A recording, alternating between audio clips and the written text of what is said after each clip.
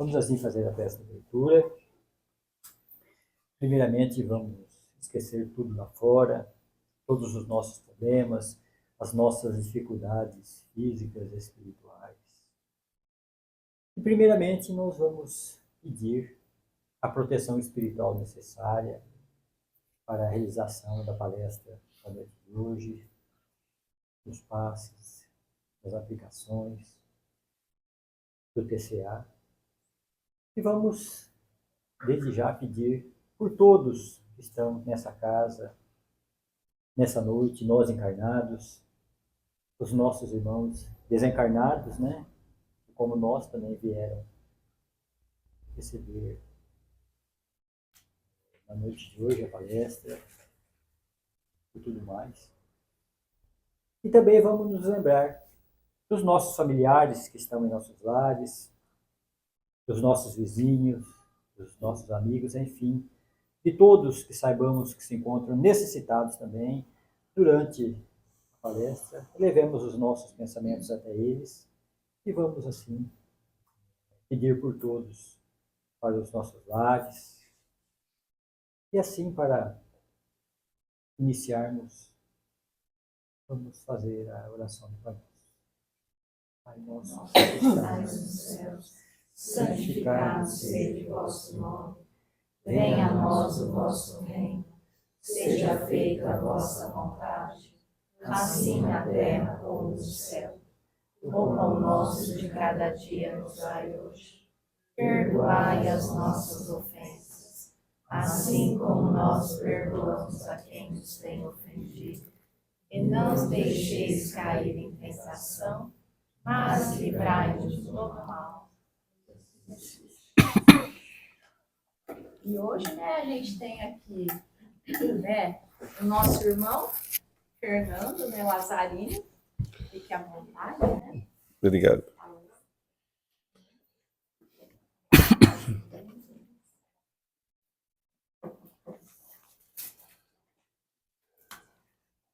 Boa noite. Boa noite. Ótima noite. Uma noite que nós temos a permissão de estarmos aqui. Uma permissão que nós aprendemos lá no Evangelho, de uma forma muito clara, que não cai uma só folha da árvore sem a permissão divina. Ou seja, existem leis que regem a queda da folha da árvore. Existem leis que regem os ventos, que regem os oceanos. E existem leis que regem tudo o que nós vemos e o que nós não entendemos. Mas então, quer dizer que tudo que nos acontece já estava em alguma lei? É assim. Existe uma lei ainda superior que diz assim: o livre-arbítrio é só seu. O livre-arbítrio, aquilo que a gente faz de forma consciente, é só nosso. Não há interferência em nenhuma forma. Isso tudo é aquilo que nós queremos, que nós desejamos e que praticamos. Então, por exemplo, vir até aqui. Isso daí é o nosso desejo, que é o livre-arbítrio, mais a permissão divina. Os dois juntos fazem com que a gente esteja aqui. Isso é permissão e livre-arbítrio. Mas então, como é que funciona a flor, a planta, os animais? Os animais, a planta, eles não têm uma coisa chamada consciência. A consciência eles não têm, da forma com que nós temos. Então, para eles, é mais determinada a vida do que é para nós. Para nós temos determinação da vida em alguns estágios. Por exemplo, os bebês. Eles não têm o livre-arbítrio permitido. Eles ainda não têm essa forma de se expressar.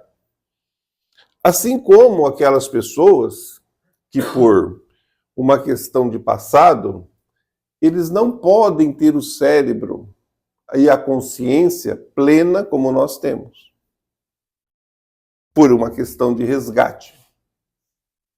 Mas a maioria de nós, então, tem a consciência e o cérebro funcionando.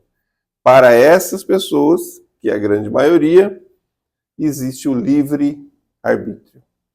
Aquilo que nós fazemos porque queremos fazer, porque nós nos dedicamos a fazer. Muito bem. Então, como é que fica essa questão do passado e das provas, né? Do passado e das provas. Por exemplo, a pessoa mata alguém e precisa resgatar lá para frente. Ah, mas tinha uma época que os índios também faziam um churrasquinho da turma. E esses daí? Esses não têm a consciência tão elevada como nós temos. Então eles não fazem aquilo sabendo que é errado. Ou seja, erros conscientes. Então aí que a gente vai vendo a grandiosidade divina. É aí que a doutrina espírita nos trouxe a grande novidade com Allan Kardec. Qual foi a grande novidade? Foi a reencarnação? De jeito nenhum. A reencarnação já existia há muito tempo, há milhares de anos. Todos nós já sabíamos.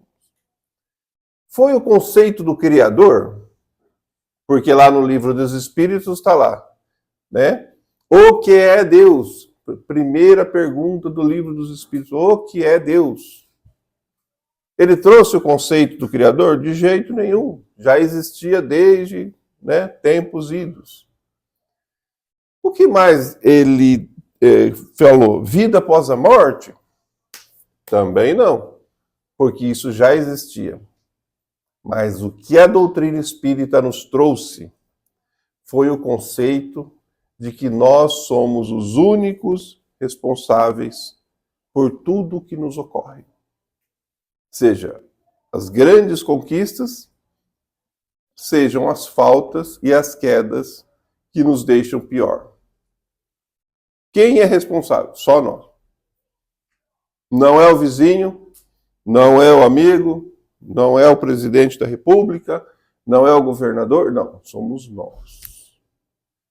Por quê? Porque nós assim vamos trabalhando a nossa vida.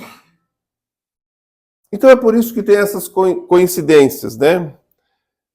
Hoje eu estava vendo a história de um acidente aéreo que aconteceu em 1980, há 45 anos, onde um governador do estado do Ceará iria pegar um avião, ia passar em Brasília, de Brasília ia para São Paulo e depois a Porto Alegre. No mesmo voo. O que aconteceu? Chegou lá em Brasília, foram receber ele em Brasília, mas fica aqui hoje, nós precisamos resolver um probleminha. Amanhã você vai, tem outro voo. Né? E o governador ficou em Brasília, naquele... O que aconteceu? O avião caiu lá em Florianópolis. Chegou em São Paulo, havia 2 executivos que perderam o ticket, não tinha como comprar mais.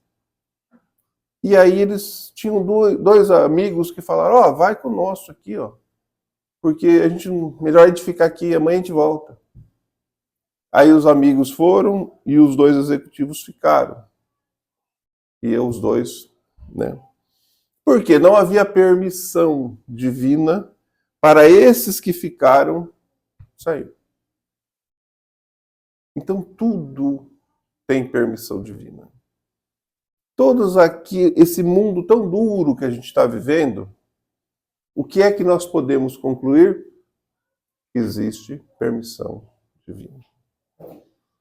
Então é só ficar tranquilinho? Não.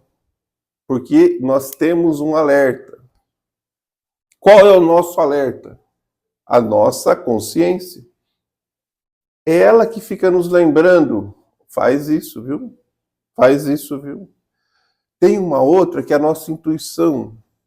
O nosso anjo guardião está falando todo dia para a gente. Ó, vai por aqui, viu? Vai por aqui. E às vezes a gente insiste no errado. A gente insiste em fazer aquilo que a consciência está dizendo, não, é por aqui, mas a gente vai por aqui. Porque junto com a nossa consciência, a gente tem um que desvia. Alguém que nos lembra. Ó, vai por aqui, ó, mais tranquilinho, viu? Aí a consciência fala, não, vai por aqui, é mais difícil, mas lá na frente é melhor. E às vezes a gente não lembra disso. A gente vai por aqui. Porque por aqui a gente tem junto conosco, de todas as reencarnações que a gente já teve, e não foram poucas, um negócio chamado orgulho. Orgulho, né? E o nosso orgulho, ele se contenta com qualquer coisa. Poucas coisas. Ele se contenta, né? Atualmente a gente chama isso de ficar contente com like. É o típico. Olha, tive tantos likes. Não melhorou nada a vida, não fez nada de bom. Mas a gente se contenta. Quem que é isso? O orgulho. Né? Ó, por aqui é bem difícil. É o que lá no nosso evangelho está escrito de porta estreita. Né? Porta estreita. Mas chega longe. Esse aqui chega mais perto. E a gente às vezes sente tanto que a gente deve seguir o nosso orgulho. A gente sabe que está errado. Tem consciência do erro. Mas a gente vai indo, é tranquilo, né? E aí a gente vai começando a diminuir, a gente vai começando a não ter a felicidade esperada, a gente começa a ter aquelas sensações, né? Poxa, mas será que eu estou certo ou estou errado? Mas a gente já está tão envolvido que a gente parece que não quer mais sair dali. Então a gente às vezes fica assim tão caído, a gente fica tão com menos energia, a gente já não perdoa mais, a gente já não faz mais a caridade que a consciência nos lembra, né, todo dia. Porque a nossa consciência basicamente nos pede caridade, ajuda ao próximo. E aí chega uma hora que a gente cai. Então lá no Evangelho tem uma passagem que é chamada O Paralítico de Cafarnaum. É uma história em que 4 homens pegam uma maca, né, e levam o doente, o paralítico, para ver Jesus.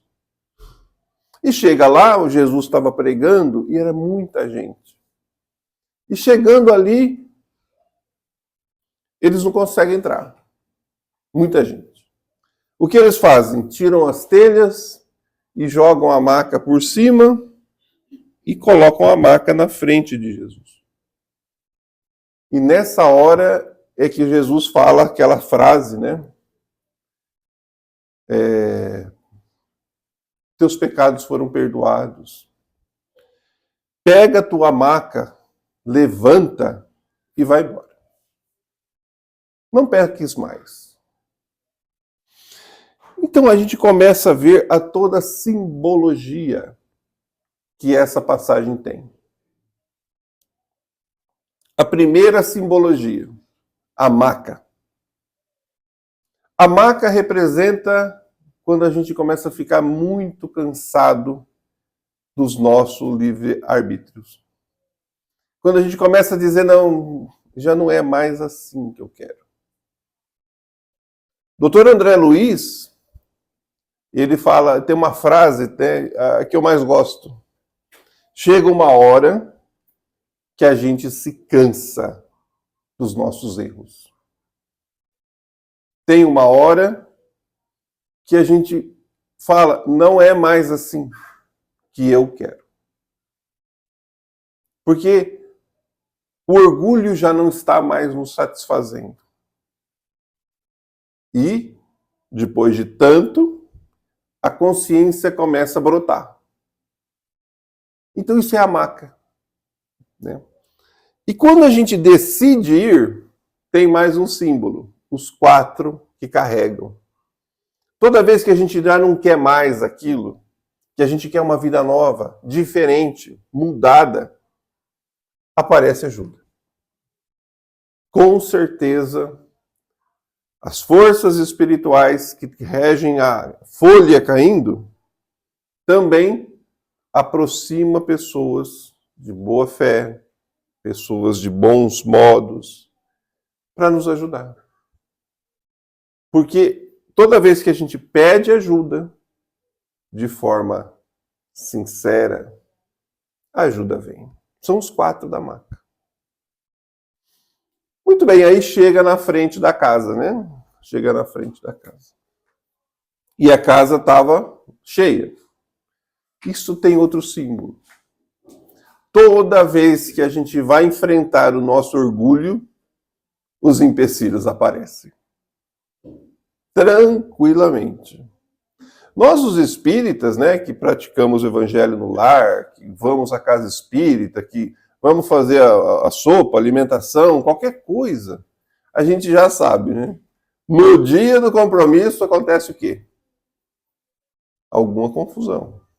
Chega parente, chega vizinho, é filho doente, alguma coisa vai acontecer. Então isso é a multidão que estava em volta da casa. Isso são os empecilhos que o plano espiritual inferior, que estava adorando a gente seguir o orgulho, que estava adorando a gente cometer os erros de forma consciente, começa a pôr na nossa frente. Tranquilamente aparece. Então aí é a hora do outro símbolo, que é o telhado.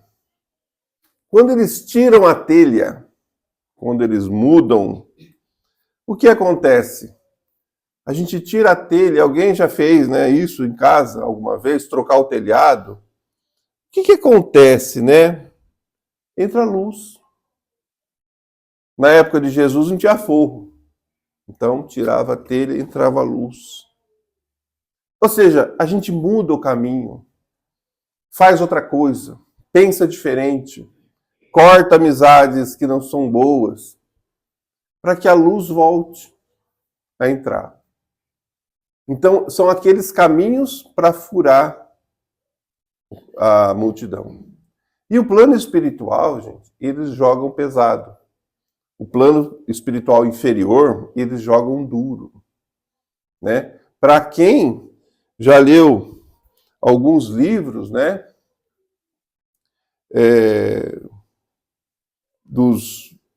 De alguns autores, não me lembro agora, o livro Libertação,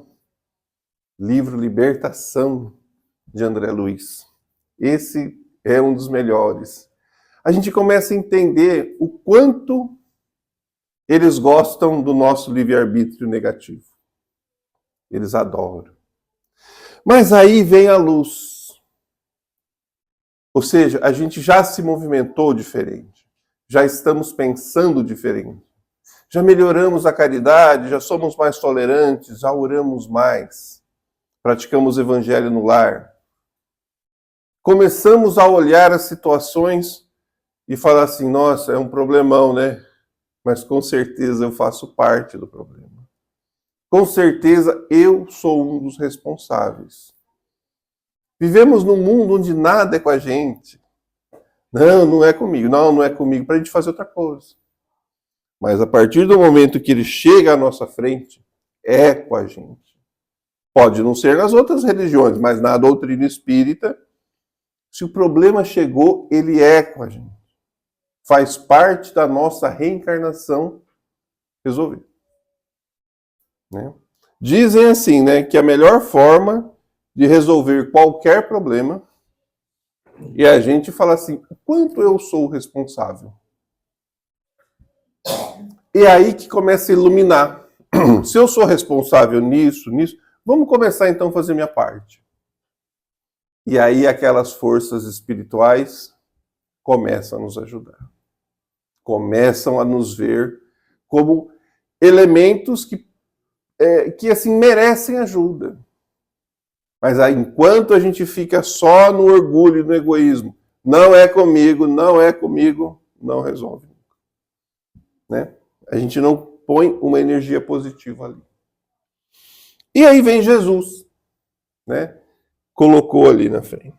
Depois de todo o esforço, a gente encontra Jesus, sim, porque depois de todo o esforço, nós já lembramos, eu não vou mais fazer isso de errado, não vou mais fazer isso. A gente consegue sintonizar Jesus. A gente está na mesma vibração que o mundo espiritual superior. Então a figura de Jesus é isso. É aquilo que a gente tem que buscar. E a gente vai encontrar. E aí Jesus fala, pega a tua maca e vai. Pega a tua maca e vai. Essa é o grande símbolo dessa história. A maca é toda a nossa bagagem espiritual para trás e atual. Ou seja, pega tudo aquilo que você tem de bom e melhora. Pega tudo aquilo que não é bom e melhora. Não faz mais, ou seja, não peques mais, ou seja, não siga mais o caminho do orgulho. Vamos seguir o caminho da nossa consciência. Para que assim a gente possa estar mais sintonizados. Então a história termina como o paralítico andando. Né? Paralítico andando. E não fala nada daqueles que ajudaram, porque aqueles que ajudaram, eles desaparecem da história, porque foram ajudar outros que estão precisando. Tá? Então, essa passagem do Evangelho, ela nos inspira a repensar como nós vivemos. Como nós estamos aproveitando a energia fluídica que nos foi dada lá na reencarnação, e que ela é limitada, ela tem um fim, e que lá na frente, como é que nós vamos olhar a tela espiritual lá no plano superior? A tela da consciência.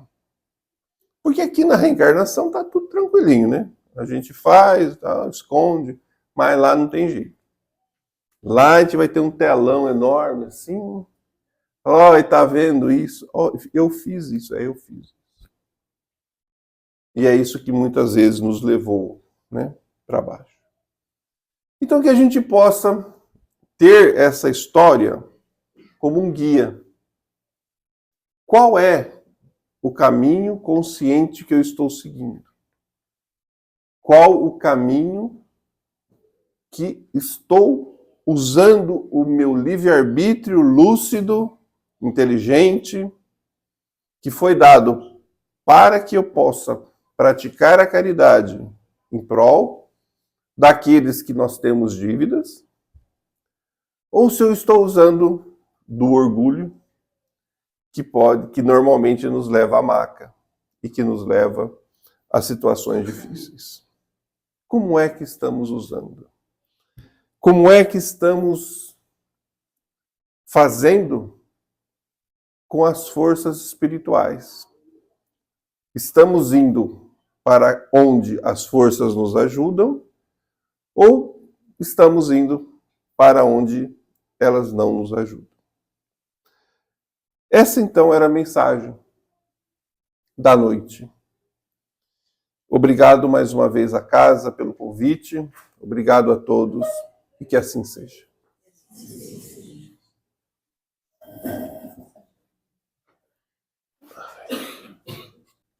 Amigo Jesus, mais uma noite, queremos agradecer por tudo que nos tem dado,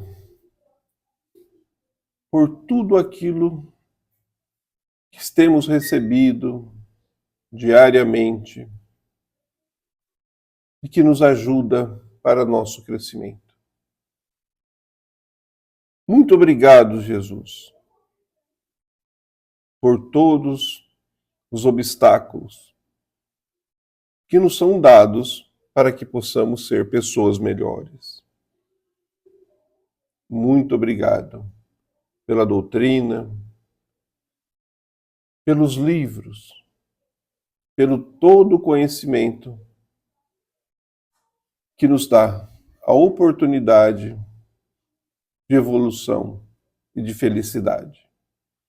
Muito obrigado, Jesus, e que assim seja.